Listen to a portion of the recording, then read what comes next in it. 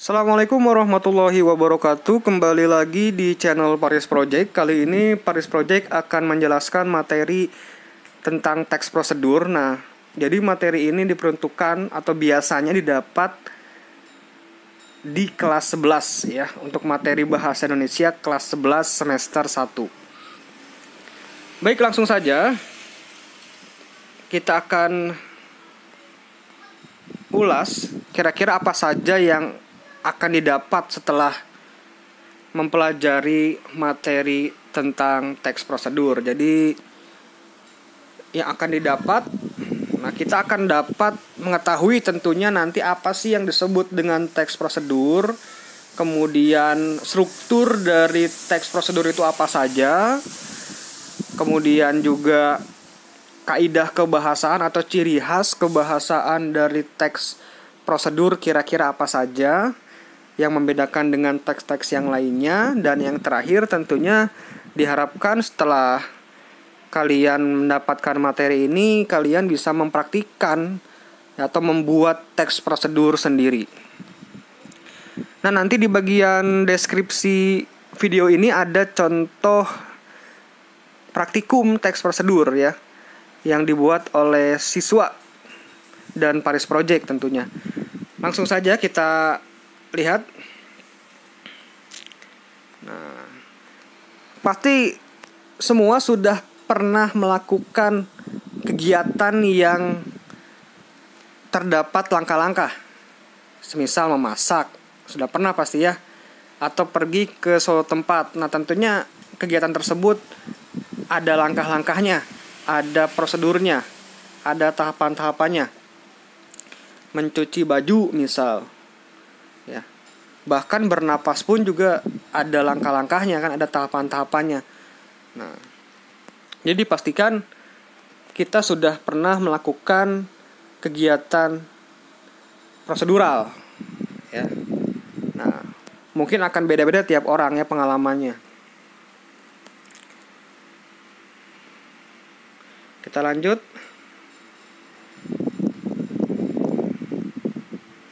Ini ada contoh dari prosedur ya. Nanti di bagian deskripsi video ini lebih jelasnya, bisa kalian klik linknya. Nah, ini contoh teks prosedurnya. Cara mudah mengambil uang melalui ATM ya, ini contohnya. Dikutip dari sumber di internet nih. Bisa dibaca perlahan. Ini bagi yang belum punya pengalaman mengambil uang di ATM, tentunya perlu mengetahui prosedur cara mudah mengambil uang di ATM. Nah, ini bagian awalnya. Kemudian ada langkah-langkahnya dalam bentuk paragraf. Jadi ada juga nanti langkah-langkah yang berbentuk poin per poin ya.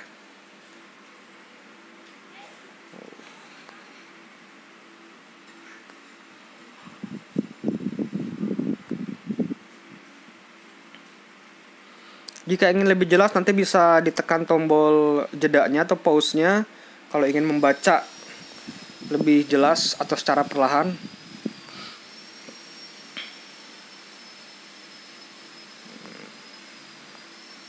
Ini masih bagian langkah-langkah. Langkah selanjutnya yaitu memasukkan PIN.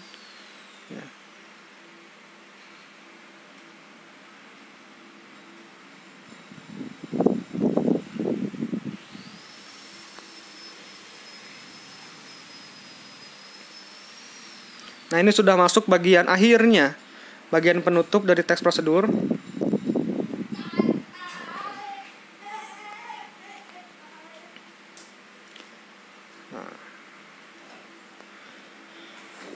Baik, setelah mencermati contoh teks prosedur tadi, kira-kira apa sih yang disebut dengan teks prosedur?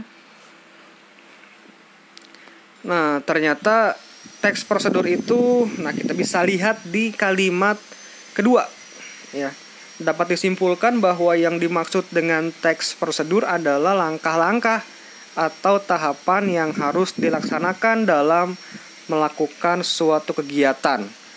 Jadi kata kuncinya teks prosedur ini langkah-langkah atau tahapan-tahapan.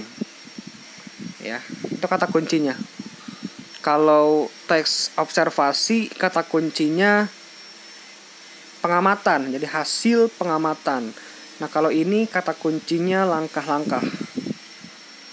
Nah, jadi langkah-langkah ini ditempuh agar suatu kegiatan itu bisa terlaksana dengan baik dan berhasil tentunya. Ya.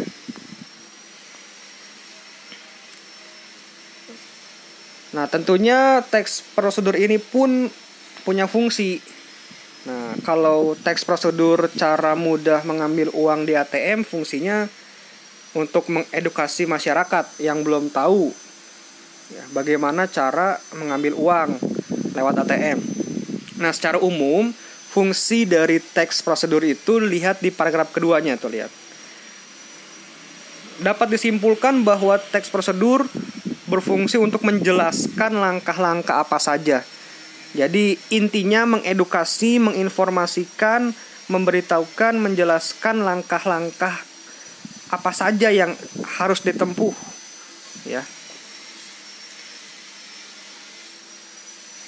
Agar kegiatan yang dilakukan itu bisa berjalan atau terlaksana dengan baik. Tuh. Jadi kalau kalian membuat sesuatu, kemudian kalian tulis langkah-langkahnya, itu mengedukasi orang-orang. Kalian bagikan misal ke orang-orang, nah itu masuk ke dalam teks prosedur.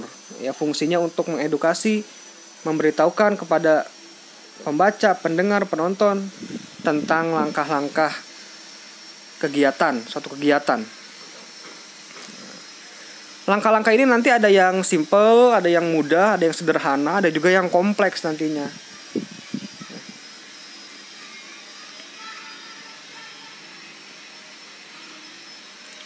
Nah, kemudian kita langsung ke struktur dari teks prosedur. Nah, ini ciri khas teks prosedur. Strukturnya yang pertama ada bagian tujuan. Nah, biasanya bagian tujuan ini letaknya di awal. Ya, di awal teks. Biasanya menjelaskan terlebih dahulu mengapa prosedur tersebut dilakukan. Contoh tadi prosedur mengambil uang di ATM. Nah, mengapa ada prosedur tersebut? Nah, tujuannya untuk mengedukasi bagi yang belum pernah melakukan pengambilan uang lewat ATM tentunya. Biasanya tiap prosedur itu ada tujuan-tujuannya dan disampaikannya di awal sebelum bagian langkah-langkah. Karena yang selanjutnya nanti ada bagian langkah-langkah. Nah, isinya apa? Isinya ya tahapan-tahapan secara rinci. Ya. Kalau yang tadi kan langkah-langkah mengambil uang di ATM, ya berarti isinya langkah-langkah atau beberapa langkah agar uang yang kita miliki di tabungan itu bisa kita ambil lewat ATM tanpa harus ke bank atau ke teller, ya. Kemudian juga langkah-langkahnya agar uang yang kita ambil lewat ATM itu tidak diblokir. Karena kalau salah memasukkan PIN atau salah langkah itu bisa diblokir.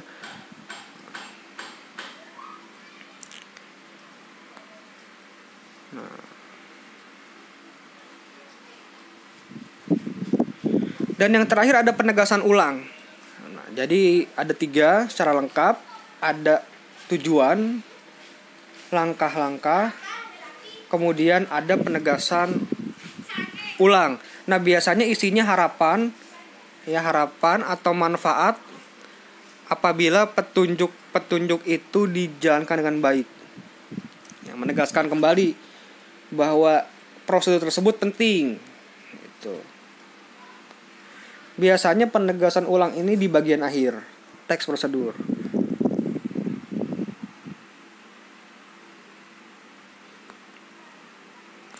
Ini contohnya dari teks prosedur yang tadi, cara mudah mengambil uang di ATM. Nah, ditegaskan bahwa sangat mudah bukan cara mengambil uang di ATM, tidak perlu repot-repot. Nah, itu ya. Itu penegasannya.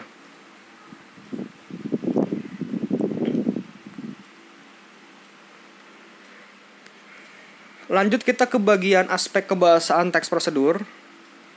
Kira-kira ciri kebahasaan apa saja yang ditemukan dalam teks prosedur? Nah, tentunya ciri khasnya teks prosedur ini menggunakan kata kerja imperatif. Ya. Jadi kata kerja imperatif ini contohnya ada carilah, temukan, masukkan. Biasanya ada lah, kah. Ya. Kan biasanya ada berikan, ya, masukkan, lanjutkan, itu ya. Dan ada juga yang bentuk kata dasar, tekan, itu, klik misal. Itu pun masuk ke kata kerja imperatif. Jadi kata kerja imperatif ini kata kerja yang biasanya diakhiri dengan tanda seru, ya kalau dalam kalimat ya. Kata kerja yang memerintah, itu imperatif tuh. Meskipun tidak semua nanti ada kata kerja imperatif, ada juga nanti bentuk-bentuk deklaratif, misal, atau interrogatif, pertanyaan, itu ada nanti. Nah, yang kedua menggunakan pernyataan persuasif atau pernyataan yang bersifat meyakinkan, mengajak, membujuk. Ini contohnya. Sebenarnya cara mengambil uang di ATM sangat mudah. Nah, itu kan secara tidak langsung membujuk pembaca untuk mengambil uang di ATM, ya. Tidak harus ke teller, ya, atau ke bank langsung. Selanjutnya ada kata teknis. Nah, jadi kata teknis ini kata-kata yang identik dengan bidang tertentu, ya. Misal di bidang teknologi atau IT ada kata aplikasi misal. Kemudian ada kata desain grafis misal. Di bidang ekonomi nanti ada laba, kemudian ada defisit misal. Nah, itu contoh dari kata teknis. Jadi kata yang identik pada suatu bidang. Nah, kalau yang tadi karena membahas tentang ATM, nah ini ada kata-kata teknisnya. Contoh error, cancel, correction, saldo, dan rekening. Nah, ini kata-kata yang identik dengan perbankan, ATM ya. Biasanya kan di mesin tuh suka ada tulisan error, cancel, correction ya, ada.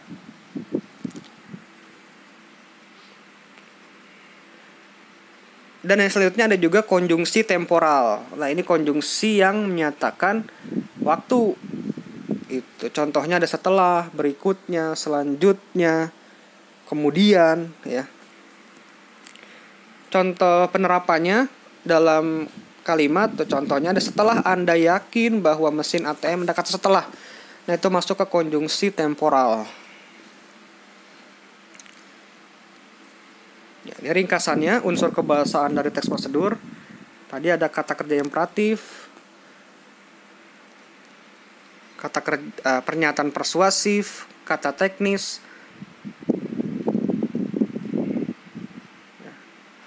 konjungsi penjumlahan. Contohnya apa? Pertama, kedua, ketiga. Itu pun masuk ke temporal juga sama sebenarnya. Kemudian ada deskripsi alat.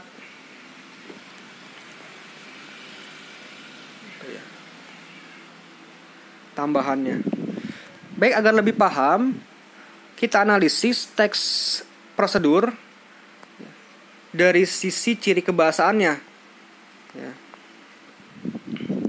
Nah, ini ada teks prosedur, cara membuat blog. Nah, kira-kira mana yang merupakan kata kerja imperatif. Ya, kemudian persuasifnya mana, kemudian ada tidak kata-kata teknisnya. Jadi memang tidak hanya ada kata kerja imperatif ya, tidak hanya ada kalimat-kalimat atau pernyataan persuasif. Tidak harus semuanya ada itu, ada juga nanti pernyataan-pernyataan interrogatif atau kalimat tanya, ada juga deklaratif atau kalimat berita.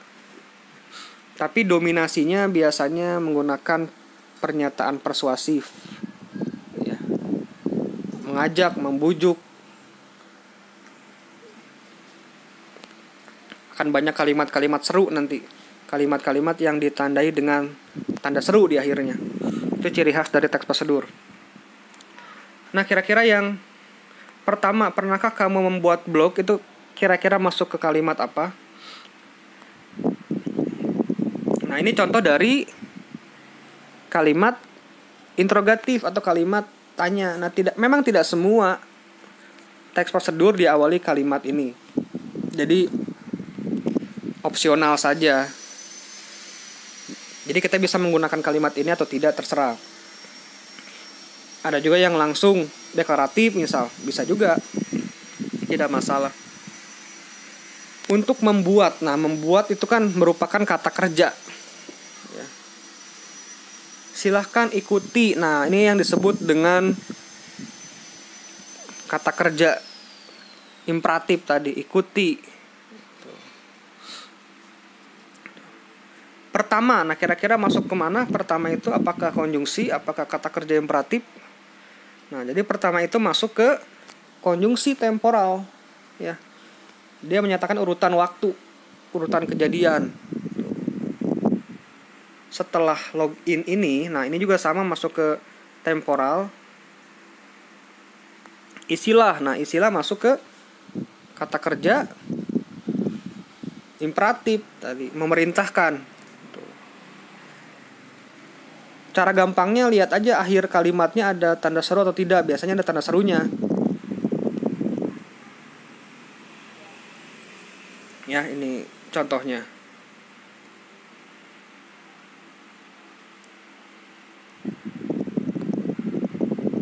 Baik, lanjut kita ke jenis teks prosedur. Jadi teks prosedur ada beberapa jenis, ada yang sederhana.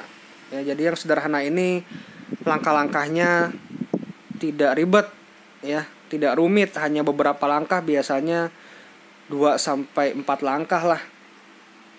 Contohnya cara mengoperasikan setrika. Nah, kan kalau kita pakai setrika paling colokan, ya, setelah kita siapkan setrikanya, colokan, kemudian atur panasnya, ya, atur suhunya, tunggu sampai panas, baru setrika digunakan. Itu kan simple. Membuka tutup botol juga sama, itu kan sederhana. Jadi hanya beberapa langkah saja. Mematikan komputer juga sebenarnya sederhana juga sama. Tinggal kita close dulu program-program yang ada, kemudian start, ya. Kita klik shutdown, klik OK, itu kan simple juga sama. Ada juga yang kompleksnya. Nah, kompleks ini banyak langkahnya, banyak tahapan-tahapannya. Contoh, cara membuat SIM. Nah, ini kan cara membuat SIM bukan 1-2 langkah ya. Tidak datang kemudian langsung cetak SIM, kan gak gitu. Tapi juga harus ambil antrean dulu, kemudian harus isi formulir dulu, tunggu di loket sekian, ikut tes teori dulu misal, kemudian ujian praktik, tunggu lagi, bayar, segala macam. Nah, ini bisa disebut dengan teks prosedur kompleks itu. Jadi tahapan-tahapannya kompleks, banyak, agak rumit juga. Buat KTP pun sama, ya. Prosedur membuat KTP itu termasuk prosedur kompleks. Nah, ada juga yang protokol. Nah, ini protokol ini langkah-langkahnya tidak harus berurutan, ya, beraturan, tidak harus. Kalau tadi kan kalau pakai setrika harus berurutan, ya, colokan dulu, kalau belum dicolokkan ke listrik langsung digunakan kan nggak akan panas nantinya. Nah kalau yang protokol ini tidak harus beraturan.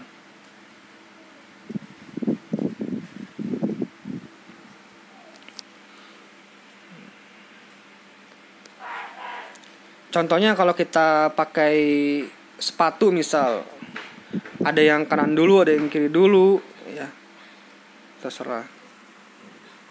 Kalau kita masak juga, masak tuh tidak jarang tahapan-tahapannya itu tidak harus beraturan ya, berurutan. Misal masak mie instan, ada yang setelah mendidih itu telur dulu ya, ada yang mie instannya dulu, atau ada yang bumbunya dimasukkan bahkan ke dalam air mendidih tadi, ada yang tidak gitu ya. Jadi macam-macam ini, tidak harus beraturan. Nah itu yang disebut dengan teks prosedur protokol. Nah lanjut langkah menyusunnya. Nanti kalau kalian mendapatkan tugas untuk membuat prosedur sendiri, ini langkahnya: tentukan dulu topik yang akan dibuat. Kemudian setelah tentukan, misal mau buat prosedur, mau buat dalgona misal, ya udah kalian cari tahu kira-kira bagaimana cara membuatnya ya. Bisa tanya-tanya ke ahlinya, bisa juga lihat buku resep misal, atau orang-orang yang sudah mencoba. Kemudian tahap yang ketiga, kembangkan informasi tersebut ya. Tentukan judul yang menarik kira-kira biar orang-orang itu mau mencoba, dan mulai susun teks prosedurnya, baik kompleks, bisa juga sederhana, ataupun protokol secara utuh. Ya, jadi ada tujuan, ada langkah-langkah, ada penegasan ulang disusun. Nah, cukup sekian. Jadi materi ini juga didapat dari sumber-sumber tertentu ya. Ini sumbernya. Terima kasih telah menonton video ini. Jangan lupa like. Jika ada pertanyaan silakan tanyakan di kolom komentar. Silakan boleh bagikan video ini ke teman-teman kalian. Semoga bermanfaat. Yang belum subscribe, silakan klik tombol subscribe. Terima kasih. Wassalamualaikum warahmatullahi wabarakatuh.